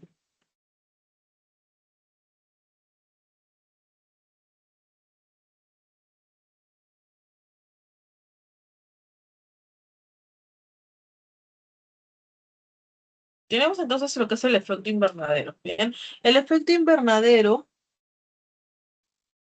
es algo que ocurre de manera natural, ¿bien? Todo el tiempo ha ocurrido en la Tierra y es necesario para que se mantenga la vida. Entonces, el efecto invernadero va a mantener una temperatura estable en la Tierra, ¿bien? Por lo tanto, es algo que debe ocurrir todo el tiempo. Esto es ocasionado debido a que se mantiene eh, parte de los rayos solares, bien, parte de la radiación que genera calor se mantiene en la Tierra. Y otra parte es la que sale y la que va a llegar pues a salir hacia afuera, bien, se retorna hacia el espacio. Entonces, tenemos se genera una capa de gases, bien, que son los gases de efecto invernadero. Entonces, esos gases de efecto invernadero como el metano, el CO2, también tenemos al dióxido de carbono, tenemos también al vapor de agua. Estos gases de efecto invernadero generan una capa, bien, en la atmósfera, lo que hace que parte de los rayos del sol retornen hacia afuera y otra parte se quede dentro de la Tierra. Bien, entonces, eso mantiene, como les mencionaba, la temperatura estable. Que si no existiera esta efecto invernadero, la temperatura bajaría tanto que no se podría mantener a la vida. Entonces, el efecto invernadero es algo que ocurre siempre en la Tierra y es algo natural. El problema que ocurre en estos últimos años, no, bueno, eh, en estos últimos tiempos, es la alteración del efecto invernadero. Cuando se altera el efecto invernadero se genera el calentamiento global. Bien, que esto consiste entonces en que la capa de gases de efecto invernadero aumente. Bien, los gases de efecto invernadero entonces aumenten y genera una capa más espesa, más gruesa, lo que ocasiona que la radiación que ingresa a la Tierra no salga bien en la igual proporción hacia el espacio, sino que ahora menos gases son los que escapan y la mayoría se quedan en la Tierra. Entonces, eso hace que la temperatura global aumente. Cuando esa temperatura global aumenta, ocasiona que se derritan los polos, ¿bien? Aumenta el nivel del mar, también aumenta el número de huracanes, también sequías y desertificación. Entonces, como esos son los efectos más graves del cambio climático, ya en que se genera gracias a estos aumentos de estos gases de efecto invernadero. Entonces, por ejemplo, en el Perú vemos, en el caso de la punta, que está en el Callao, se ha ido hundiendo, ¿no? Debido al aumento del nivel del mar, se ha ido perdiendo espacio territorial en esa zona. Entonces, todo esto es causado gracias al calentamiento global. Fuera de eso, el calentamiento global también hace que aumenten las enfermedades.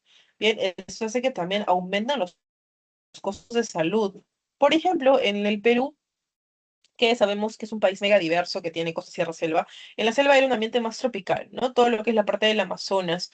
Entonces, el ambiente era más caluroso, más cálido, propicio para que se críen diferentes vectores, diferentes insectos o artrópodos que pueden generar o transmitir enfermedades. Entonces, eso sucedía en esa zona. Ahora, el problema ha sido cuando han aumentado la temperatura y eso ha hecho que los animales que viven en esa zona y pueden causar enfermedades o transmitirlas lleguen hacia zonas de la costa o hacia vayan incluso zonas de la sierra, donde se supone que la temperatura es mucho menor. Entonces, eso hace que aumenten esas enfermedades, haya una mayor demanda de vacunas, una mayor demanda de medicamentos, por lo tanto, saben, ley de oferta y demanda, eso hace que los costos de los medicamentos sean más y más altos cada vez, o el costo de las atenciones médicas sean escasas o que aumenten los costos. Entonces, eso trae consigo también muerte. Pues, todo esto debido a el calentamiento global y lo que es las acciones no generadas o efectos del cambio climático. Tenemos también lo que es la destrucción de la capa de ozono.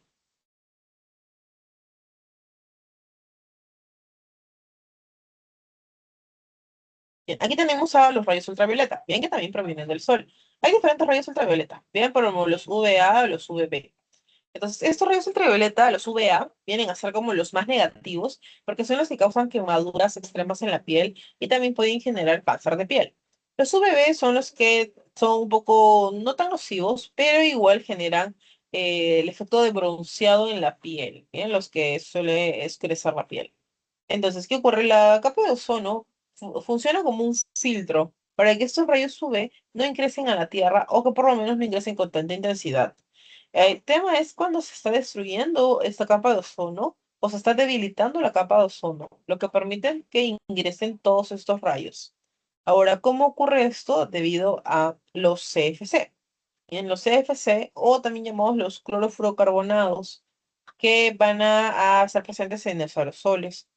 Entonces, ¿qué sucede ahí? Que el cloro que compone estos CFC se descompone en la atmósfera y llega hacia lo que es el ozono, bien, haciendo que las moléculas de ozono se degraden, las elimina. Entonces, eso hace que la capa de ozono, que está compuesta pues de un montón de ozono, se vea debilitada, se adelgace, se haga más, digamos, no contenga un buen filtro, no funcione como un buen filtro.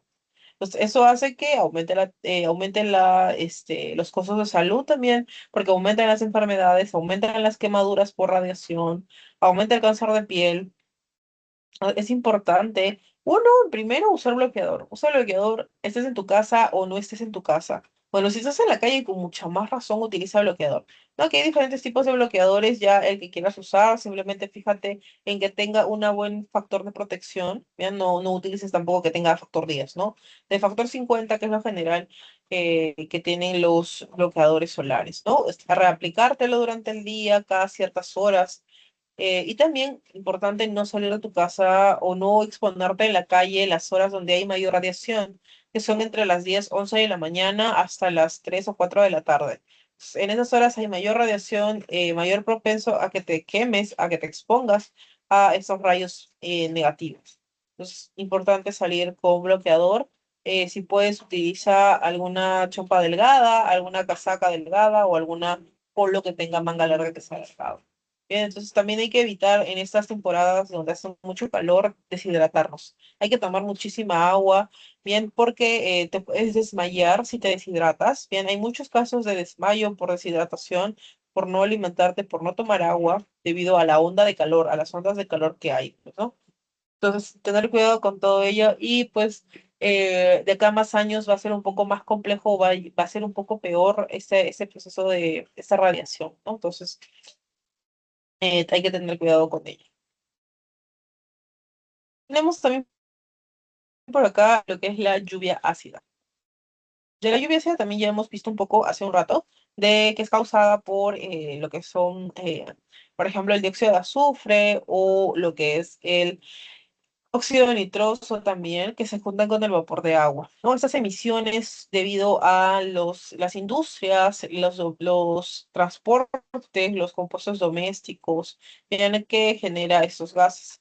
Eso hace que con el tiempo se junten con el vapor de agua, generen ácido nítrico o ácido sulfúrico, que luego se depositan en el agua, bien, o caen al condensarse en las nubes, bien, se forma lluvia, o en algunos países incluso se forma nieve ácida, ¿no? Entonces, eso hace que malogren los campos de cultivo, bien, también malogre lo que es la tierra, bien, a los animales, también pueda dañar a los animales, también incluso daña las estructuras, bien, las infraestructuras hechas por los humanos, como las estatuas o también las casas que tienen sus vigas expuestas, ¿no? Que son esos fierritos que quedan en el techo con el propósito de construir otro piso, que es donde van las columnas, ¿bien? Eso también puede debilitar esas infraestructuras debido a que corroe el metal con el que están hechos. Entonces, puede suceder este tipo de cosas debido a la lluvia ácida.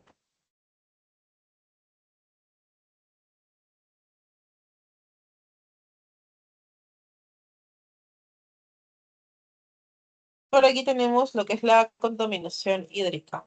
Bien, en la contaminación hídrica está la eutrofización. La eutrofización va a consistir en el aumento bien de componentes nutritivos para las plantas como el nitrógeno y el fósforo.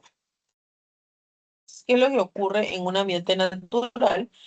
Vamos a ver que están los animales acuáticos y también están las plantas. Entonces, las plantas reciben la luz del sol, bien, fabrican su alimento, fotosíntesis, y vamos a ver que hay plantas también en el fondo, donde también algas, plantas que reciben su lucecita. Entonces, al momento de que estas plantitas, pues, reciben luz, hacen fotosíntesis, liberan también oxígeno, lo cual utilizan todos los animales que están en esta zona. Peces, también crustáceos pueden utilizar este oxígeno para poder vivir. Bien, entonces todo hace su trabajo acá. Luego las bacterias descomponedoras comienzan a descomponer los animales que mueren, que fallecen. Y así sucesivamente se mantiene un... Sin embargo, en el caso de la eutrofización, como aumenta la aportación de nitrógeno y fósforo, vamos a ver que hay una sobreproducción de plantas y algas. ¿Qué se ve de esta manera? Pues como vemos, todo eso se ve de color verde. Entonces, ¿qué es lo que ocurre ahí? Aumenta lo que es la turbidez del agua. Entonces, como aumenta la turbidez del agua, porque hay muchas plantas en esta zona, los rayos del sol ya no pueden ingresar hasta el fondo del mar. Entonces, solamente se quedan en la superficie. Como las plantas de la parte baja no puedan recibir la luz del sol, no van a poder, pues, realizar fotosíntesis. Por lo tanto, disminuye lo que es el oxígeno disponible. Entonces, mueren las plantas, disminuye el oxígeno disponible, por lo que los peces que viven en esta zona u otros animales no se oxigenan, por lo tanto, mueren. Al momento de que ellos mueran, van a descomponerse, liberando toxinas. Bien, entonces, el exceso de estos desechos por falta de oxígeno genera contaminación en el agua. Entonces, tenemos disminución de la penetración de la luz solar, mueren las plantas en el fondo, disminuye el oxígeno, mueren los organismos y se descompone la materia orgánica, ¿no? Se descomponen estos animales. Y esa es la eutrofización. Bien, por ahí también alguna vez me venía una pregunta sobre eutrofización. Luego tenemos la contaminación terrestre, ¿no? Los residuos sólidos, herbicidas y los metales pesados. Los residuos sólidos en el Perú, eso todo un debate. Hay distritos en el Perú, hay ciudades en el Perú donde hay una cantidad excesiva de residuos que no son procesados correctamente y las personas suelen, digamos, generar una mayor cantidad de residuos porque botan su basura donde no corresponde, a la hora que no corresponde, la basura se acumula. Ahorita con el calor que hace, la basura se pudre mucho más rápido, los alimentos se pudren más rápido, entonces eso hace que haya una mayor cantidad de basura, ¿no? Entonces, hay zonas donde aumenta esta cantidad de basura que segregamos pues todos los días. Entonces va a haber un montón de basura todo el tiempo. Ahora, el problema está que no se recicla correctamente la basura, no se separa correctamente la basura. Aquí a lo mucho hay zonas donde solo hay un tacho general. Hay otras zonas donde, o en algunos centros privados, donde hay donde hay tachos para residuos orgánicos, papeles, vidrio. Hay otras zonas donde ya le agregan por ahí desechos plásticos, desechos de vidrio, desechos orgánicos, desechos tal. Hay centros también de acopio en el Perú que sirve para colocar botellas, donde se encargan de reciclar esas botellas o ver que tengan un buen procesamiento. O también donde se reciclan los papeles, ¿no? Pero la mayoría pues no hace eso o no guarda esos desechos o simplemente no los bota o no los segrega donde debe estar. A veces las personas caminan en la calle y botan su basura, botan su desecho, como si no fuera a afectar a todos, ¿no? Entonces, hay que tomar un poco de conciencia sobre ese tema de residuos sólidos, ¿no? Hay países donde hay multas por botar desechos en la calle o por no segregar bien tu basura. Hay países donde los desechos orgánicos incluso pasan por un tratamiento pasan por una maquinita bien que se encarga de procesarlos y los tritura para que así el impacto o la cantidad de residuos no disminuya en tamaño, entonces sea un poco más sencillo de poder tratarlos. Luego tenemos los herbicidas y plaguicidas. Bien, esto puede causar problemas en la tierra porque se adhiere a los cultivos, se absorben por los cultivos, se adhiere en el suelo y eso al final puede llegar al mar. Los animales marinos lo consumen, lo adhieren y luego nosotros también nos enfermamos por comer esos animales o plantas contaminados con herbicidas. Hoy en día es bien complicado consumir una planta que no tenga pesticida o algún herbicida.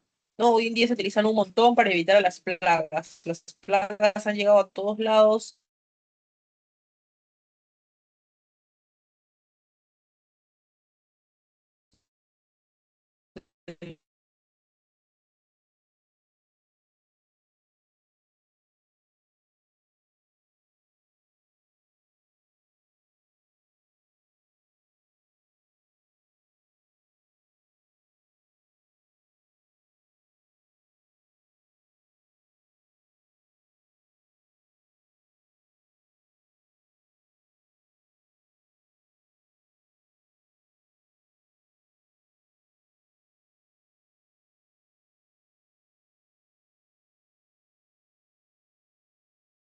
Ok, otra palabra de la contaminación. Bien. Entonces, como estábamos viendo aquí, los metales pesados pueden llegar, por ejemplo, a la tierra debido a las minerías ilegales. Bien, las minerías ilegales, el tema que no hay un buen tratamiento o una buena segregación de estos metales pesados y desechos que segregan las empresas, las industrias y las mineras. Entonces, todo eso también se acumula en la tierra, que finalmente llega a los cultivos que comemos nosotros. Entonces, de esa manera, de alguna manera u otra, estamos llenos de metales pesados, de microplásticos, y de un montón de contaminantes. Por aquí tenemos también a los recursos naturales. Ya nos vamos a dividir en agotables e inagotables. Los agotables tenemos a los no renovables y a los renovables. Y a los renovables van a ser, por ejemplo, los tipobióticos como la flora y la fauna, que incluso se considera que estos son renovables aparentes. ¿Por qué se dice aparentes? Porque el grado de, digamos, em, de uso excesivo y de extracción de esos recursos hace que no se puedan mantener por sí mismos, porque lo ideal es que un recurso natural sea renovable y sea autosuficiente. Quiere decir que se regenere a sí mismo. Y si lo hacen, el problema está cuando nosotros usamos excesivamente y de manera inadecuada esos recursos. Si nosotros pescamos a los animales marinos antes de que lleguen a tener descendencia o se reproduzcan, es decir, cuando todavía son juveniles, no vamos a dejar que se regenere a sí misma la especie. Lo que vamos a hacer es agotar la especie, poder ponerlas en peligro de extinción. Entonces, por eso se dice que son renovables, pero aparentemente, si es que si los seguimos usando de manera excesiva, no se van a poder regenerar a sí mismos. Y no va a poder mantener su población. Y luego están los recursos naturales no renovables. Bien, que estos son los que se distribuyen de manera irregular en la Tierra. Y pueden ser, por ejemplo, los combustibles fósiles, como el carbón.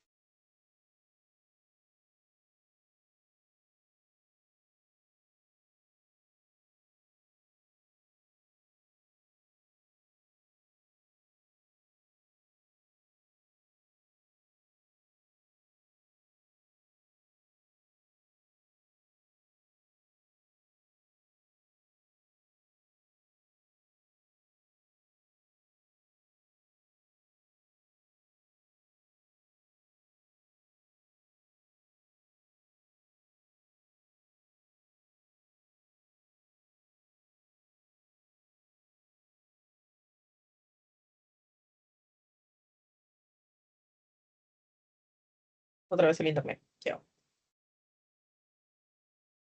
Creo que ya llegó. Si no pueden observar mi pantalla o no me escuchan, por favor me avisan. Bien, ya nos faltan unos minutos para terminar. Ya vamos a terminar las diapositivas. Entonces, en este caso tenemos estos materiales que están depositados bien o están distribuidos de manera irregular. Entonces, su tasa de extracción es más baja que la tasa de que ellos se puedan regenerar. Bien, entonces aquí el problema es que no se puede, necesita muchísimo tiempo para que se restablezca el carbón y el petróleo. Por último, tenemos las áreas naturales protegidas. Aquí tenemos al Ministerio del Ambiente, bien, al MINAM, que fue creado en 2008 para poder ser rector del sector ambiental en el país. Bien, hay diferentes áreas que pueden trabajar con el Ministerio del Ambiente, tanto los ingenieros, por ejemplo, ambientales, los biólogos, o incluso si por ahí alguno de ustedes va a seguir carrera de derecho, puede especializarse también en lo que es lo que es el cuidado ambiental, ¿no? Entonces, lo que es el Ministerio del Ambiente se encarga de supervisar la política ambiental en el país. Tenemos luego el CERNAMP. El CERNAMP trabaja con el Ministerio del Ambiente. El CERNAMP es el servicio de las áreas naturales protegidas y el que se encarga también se encarga de establecer los criterios para poder conservar o para poder generar o para poder adscribir a un área natural protegida. Se trabaja a su vez también con el SINAMPE, que es el Sistema Nacional de Áreas Naturales Protegidas por el Estado. Ellos van a tener una actividad o una autoridad técnico-normativa, bien, para trabajar con los gobiernos regionales, locales, municipales también, con la protección de las áreas naturales protegidas. Bien, entonces el que está a la cabeza es el Ministerio del Ambiente y quien trabaja de manera directa con él es el CERNAP. El CERNAP se encarga de poder proteger y poder velar por las áreas naturales protegidas que existen en el Perú. Hay un montón de áreas naturales protegidas, no es necesario que se aprendan todas, ¿bien? Vamos a ver por aquí cómo poder diferenciar a las más conocidas o a las que son generales. Podemos distinguirlas por las que son de uso directo, que es las tangibles, y por las de uso indirecto, que son las intangibles. En las de uso indirecto tienen conservación estricta, quiere decir que no se puede hacer un uso directo de estos recursos, como los parques nacionales, que tienen una gran extracción, como los santuarios nacionales que conservan ecosistemas frágiles, y los santuarios históricos, que tienen un área de valor ecológico y patrimonial. Los santuarios históricos sin ninguna importancia en la historia del país, ya sea donde se ha descubierto alguna cultura, como en Machu Picchu, o donde se ha realizado alguna batalla o algún enfrentamiento. Luego están las ANPs de uso directo, que estas se permite actividades sostenibles, bien, donde se puede aprovechar los recursos naturales, como las reservas nacionales, bien, que conservan ecosistemas con uso sostenible, las reservas paisajísticas, que conservan paisajes naturales con valor cultural, los bosques de protección, bien, donde protegen suelos frágiles, y tenemos los cotos de caza, donde se permite pues la caza controlada. En los más comunes parques nacionales, el Manu o el Huascarán, las reservas nacionales de Paracas o el Titicaca, también tenemos a los santuarios nacionales como la cordillera de Colán o los manglares de Tumbes. Tenemos también a las Pampas de Ayacucho, a Machu Picchu en los santuarios históricos. Bien, y por último, lo que es la reserva de la biosfera. La biosfera, o como tal, la reserva de la biosfera es designada por la UNESCO. Bien, la UNESCO menciona que debe haber una buena relación entre las personas, los humanos, la ciencia y la naturaleza. Pues, una relación equilibrada entre todo permite que haya, que se promueva lo que es una relación bien sostenible entre los seres vivos y el medio ambiente. Perú es considerado pues un país megadiverso, ¿no? Del mundo, que alegra un montón de diversidad biológica, tanto flora como fauna, como también climas, como también lo que son diferentes tipos de cordilleras, diferentes cuencas hidrográficas. Entonces, Perú es considerado por ello una reserva de la biosfera, ¿bien? Asignada por la UNESCO. Y ya lo último que vamos a ver son los recursos, bien, que provienen de la naturaleza. Vamos a ver que tenemos las 5 Rs, ¿no? Lo que es recicla, reutiliza, reduce, rechaza, respeta. También lo más común es las 3 R, ¿bien? En el caso de reduce, significa que vamos a reducir nuestro impacto o huella ecológica, donde vamos a reducir el número de contaminantes o de desechos. Reutilizar significa darle un segundo uso o una segunda vida a un desecho sin alterar la materia prima o sin alterar la composición de este desecho, ¿bien? Eso quiere decir que si, por ejemplo, has impreso en una sola hoja, o en una sola cara, vas a utilizar lo que queda de la hoja o la otra cara para resolver ejercicios de matemática. Estás utilizando. Si te dan una bolsa en el mercado, luego tú la utilizas como bolsa de basura o la utilizas para llevar algo a la calle, ¿bien? Entonces, reutilizar. Reciclar significa poder utilizarla, el desecho como una materia prima, y de esa manera poder utilizarla para poder generar un nuevo producto. Bien, para generar un nuevo producto, como por ejemplo el utilizar botellas para hacer aretes, bien, el utilizar periódico para hacer una canasta. Entonces tú estás utilizando eso como materia prima, bien. Ahí te puedes recordar en el colegio cuando te pedían hacer trajes de reciclaje o cosas de reciclaje. Eso es reciclar, diferente a reutilizar, bien. Reutilizar es poder darle un segundo uso, pero sin cambiarlo. Entonces, el papel lo utilizas otra vez como papel, es reutilizar, no es reciclar. Bien, así que cuando escribes en las hojitas de papel que te entregan o que te han quedado, eso no es reciclar, es reutilizar. Si esta hoja la utilizas para hacer otro componente, otro objeto diferente, ahí sí es reciclar. Bien, entonces, esa es la diferencia entre estas R, ¿no? Y reducir, recuerda que es disminuir el impacto que hay con los desechos que generamos. Muy bien, con eso terminamos entonces nuestra clase de hoy. ¿Hay alguna pregunta, chicos, de esta clase? Hemos visto varios temas de manera rápida porque teníamos 3 clases en una, básicamente hoy. Muy bien, si tienen alguna pregunta adicional de este tema o de un tema pasado, me la hacen saber, ¿bien? Mientras voy a buscar sus claves de esta semana.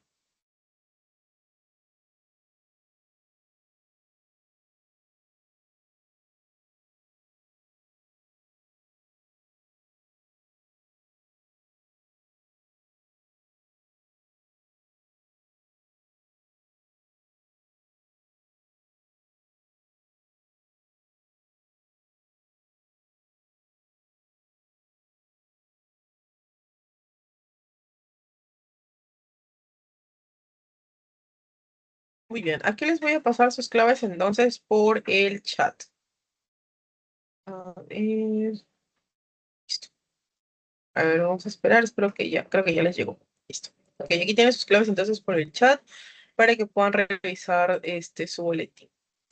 Bien, chicos, entonces con eso terminamos nuestra clase. Espero que les vaya súper bien. No sé si van a postular ahorita en el examen que ya se acerca o si es que están todavía en el cole y se están preparando. No les deseo los mejores éxitos, estudien algo que les guste, bien, que espero que sean muy felices con la carrera que tengan, espero que les guste la universidad, que disfruten todos los beneficios que hay en la universidad, chicos, ¿ok? De verdad, paséense por toda la universidad, vayan al comedor, vayan al almuerzo especial, vayan a los conciertos, todo lo que hay en la universidad, todo lo que se puede ofrecer la universidad, aprovechen, ¿bien? Espero que les vaya entonces bien en la carrera, que hayan decidido estudiar. Si algo más adelante pasa, no se desanimen, ¿ok? Vuelvan a utilizar eso como impulso para saber que lo pueden hacer mejor. Bien, entonces siempre fíjense en eso. A veces las cosas que queremos no se dan a la primera, hay que volverlo a intentar, pero si es para nosotros, creo que en algún momento sí se va a dar. Entonces siempre tengamos eso presente. Bien. No sé si les conté, pero yo antes iba a estudiar otra carrera, quería estudiar ingeniería. Cuando me metí a la pre, yo venía de provincia, vine a Lima, me metí a la pre, dije, yo voy a estudiar ingeniería. Se me hizo súper complicado el primer semestre, no sabía nada, no entendía absolutamente nada de lo que me decían en las clases. Yo decía, ay, ¿a qué dice el profesor? No entendía nada. Me metí ahí, me faltó un punto para ingresar. Dije, esto tal vez no es para mí. Luego dije, no, me voy a meter otra vez en la pre. Me cambié de carrera. Tal vez lo que yo buscaba, me puse a las ferias de vocacionales que hay en la universidad, me puse a investigar, fui a la facultad a preguntar. Al final no me gustaba la malla que iba a seguir en la carrera que yo había elegido. Entonces me cambié a biología. Me cambié a biología, me gustó muchísimo y ahí se me dio la oportunidad de entender mucho mejor a la segunda que hice, porque yo estuve en dos pre de San Marcos y yo ingresé por la pre y luego pues llegué a ingresar en primer puesto, lo cual me hizo sentir muy feliz y saber que el esfuerzo al final es recompensado, ¿no? Entonces, saber de que luego me gustó mucho la carrera que seguí, fue muy gratificante y pues ahora por eso me gusta también enseñar el pre, porque me va a hacer orientar que las personas que les puedan entender un poquito, ¿no? Porque así como alguien también me enseñó a mí. Entonces, deseo mucha suerte, muchos éxitos a todos. Cuando estén en la universidad, por favor, tengan una buena relación con sus compañeros, con sus docentes. Más adelante los pueden ayudar. Nunca saben cómo, pero por ahí pueden necesitar ayuda o apoyo de algún profesor. Y también vayan a la oficina de relaciones internacionales que tiene la universidad, ¿ok? Ahí hay muchas oportunidades para todos los estudiantes. Entonces, por ahí pueden aprovechar, ir tal vez al extranjero, irse a alguna pasantía o irse a algún intercambio. Entonces, pueden utilizar eso como una herramienta para mejorar su perfil profesional. ¿Ok? Entonces, les deseo los mejores éxitos, chicos. Cuídense y nos vemos. Espero que nos veamos en la universidad, ¿ok? No otra vez en la pre. Entonces, cuídense, chicos. Gracias, mi Muchas cuídense. gracias. Gracias, Miss. Muchas Cuídense. gracias, Gracias, mi. profesora. Cuídense. Bye, bye.